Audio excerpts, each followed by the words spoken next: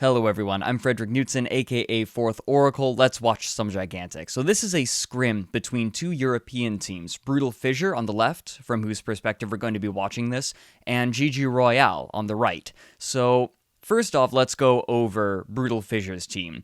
They're running Double Assassin, that's the first thing that really leaps out at me, but they're also running Sven, HK, and Charnock, and this is a really pretty lineup. Sven is there for obvious reasons that I explained in the last commentary. He has the elastic ooze that allows people to get up to that center point really easily, and he doesn't need to take any upgrades for it. HK, also very strong on D point when he's firing in on the creature. He can stand on that ledge and be really strong. Charnock is just always good. I feel like there are very few circumstances where he's a truly, truly bad pick.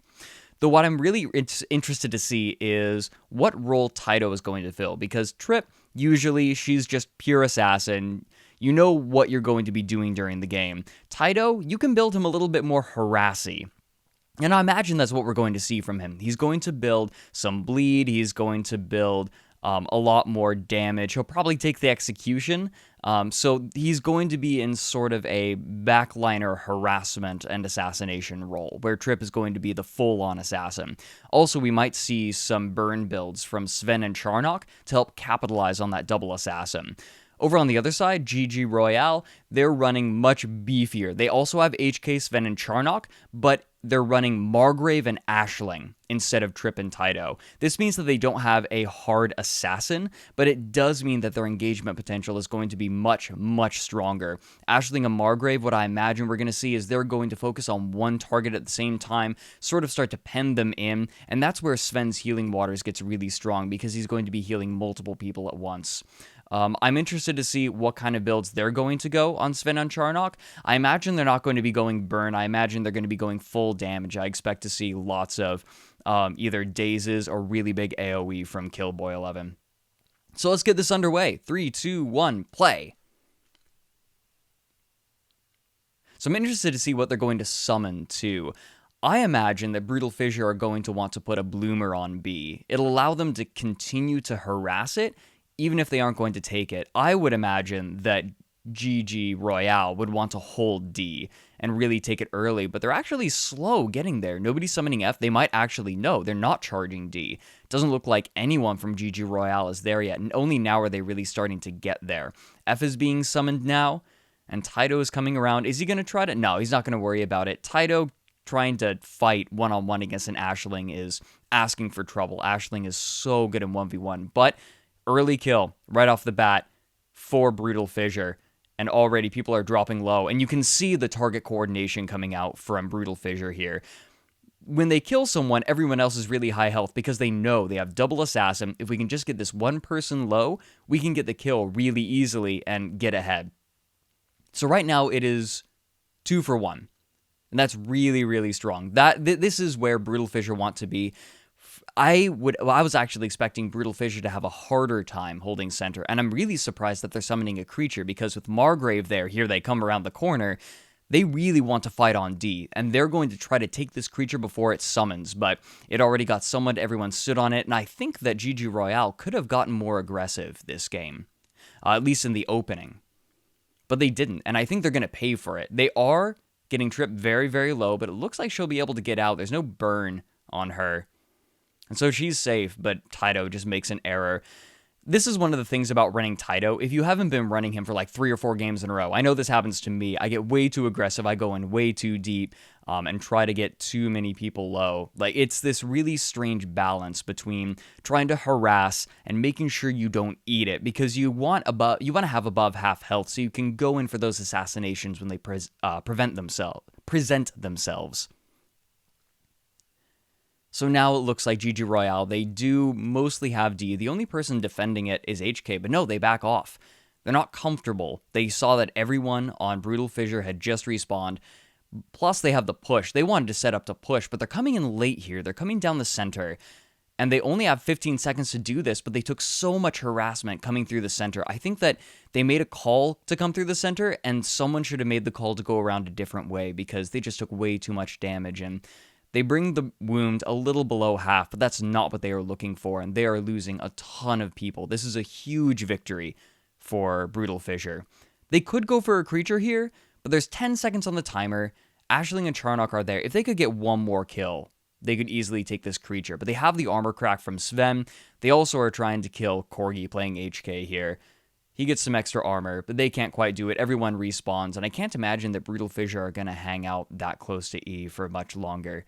It's still alive at about half health. It's going to be rough. If they could have gotten it at lower health, then Trip and Taito could have come in to clean it up, but instead they're forced into a full fallback here. They're thinking about going back in. They have the Cerberus at C. They can see exactly what's happening, plus they have Taito reporting their position.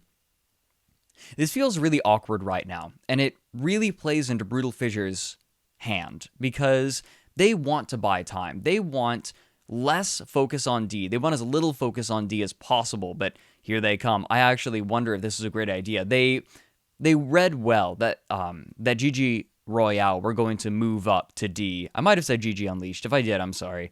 But GG Royale, they do jump up to D, but the response is so quick. And that's really the name of the game on this map, on Siren Strand, is quick responses. And that's what Sven really allows you to do. He opens up opportunities and he lets everyone get in really quickly. But this is one of the advantages of Taito, too, is that he can get up to that center point so easily and so quickly. He sacrifices hardly anything for it. And Brutal Fissure, able to push them off again. This game is going so well for Brutal Fissure. They lost the first push, but they held on to the first wound. And now they have the Rampage with only 40 shield. That retreat from GG Royale was abysmally bad. So now they're just setting up. I think they want to go for the wound. It's going to be really far forward. There's going to be almost no shield. I imagine Taito is going to be trying to lock down Charnock, lock down the damage dealers. But he can't do it with such low health. And yeah, we see Killboy going for the Burning. The Burning is really strong because the only healer is Sven. The only thing that they could use more is a poison. There's nobody on either team that can really provide a poison. Focus burnt from Taito. Doesn't want to bother using it to upgrade right now. They're pretty comfortable. They're not that worried about GG Royale pushing in and trying to take one of their backline creatures. I imagine actually that they'll upgrade D, because D right now is not in a good way. If Brutal Fissure can win a fight, they don't want to do it without a few kills under their belt, because otherwise GG Royale will just move right in and take the creature really easily. Like, even though fights haven't been going well for them, they still have Margrave, they still have Ashlyn. They have the AoE from HK, just that team fighting potential and sieging potential. So it's definitely still on the table to take D. But right now, Brutal Fissure are doing a great job of distracting them and forcing them to fight around E and C instead. As long as they can fight around here, they can just keep retreating back to their C point, and they're comfortable. Like, they have so much mobility and so many defensive options that it's really hard for GG Royale to actually push in. But here we go. Now they're going for that center point. It's been a while, though. The Cerberus is well healed up, and Charnock was forced into a really forward position, and there just aren't enough heals to keep him going. Sven is down for a Brutal Fissure, but that's a sacrifice they're willing to make. But the target acquisition has been really good, except now HK way in the back line. There goes their other DPSer. The last bit of DPS left is Ashlyn, and Margrave's health is going to be so important right now. He's got to use it sparingly. There's the armor crack, and Charnock and HK are still up for Brutal Fissure, and so that's really dangerous. HK also, thanks to the Elastic Ooze, was able to get up high, so even though he's at such low health, he's still providing fight utility. That's the second time Larson has failed that jump. It's a really hard jump. But now he's getting into position. Everyone is so low. Margrave has not had a chance to heal except through Sven's healing waters. And this is where Taito really excels. And everyone's low. They can't quite retreat as far as they want to. He's an ever-present threat. He can get in and out so quickly and so easily. And Larson's done a really good job with that. However, people on Brutal Fissure are getting low as well. But this plays, again, into Brutal Fissure's hands. They have the double assassin. And so that means that GG Royale are going to have to back off. There's not a whole lot they can do. Now here they come in again, but it's too late. The Rampage is already in Brutal Fissure's favor. There's a cripple trying to lock down Taito, but God, it is really hard, even without the cleanse on swoop. Taito again, there's no one up here. There's no one up top that can really stop him. And again, great focus from HK. Well, again, everyone's low, thanks to a focus from HK this time around. They already pick off the Charnok. That is a huge hunk of their range DPS. That's half of it. Over half of it. And I think this is going to be a quick and easy second wound. Then again, everyone on GG Royale respawning. I still think that they'll be able to get it. There's 10 seconds left on it. They're picking up kills. There's a focus from Taito just to ensure it. They don't want to take too many risks this game, and Brutal Fissure haven't really had to. This has been a very clean game from them for the most part. Even when they lost that first wound, I don't feel like they were terribly pressured. So now we're going into Clash. This is a very early Clash. This has been a very, very action-packed game. I mean, this is kind of the name of the game with Double Assassin. It either takes forever or it takes no time at all. And right now, because Brutal Fissure are doing so well, it's taking no time at all.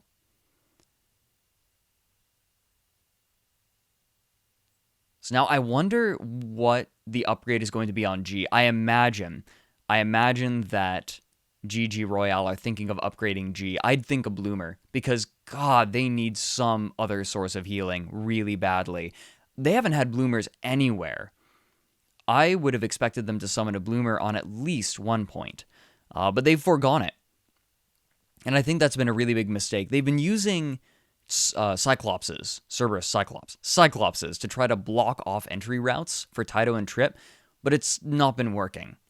The biggest problem is that they keep fighting, they keep getting low. They need somewhere to fall back and get health back so Taito and Trip aren't a factor. And if you can do that, then Trip and Taito really stop mattering. Or at the very least, they're going to have to run together to get kills, but they have an upgrade on E. What is it? I really want to know what it is. If it's a Bloomer, then GG Royale, I think, will be well served by it. It's still summoning, though.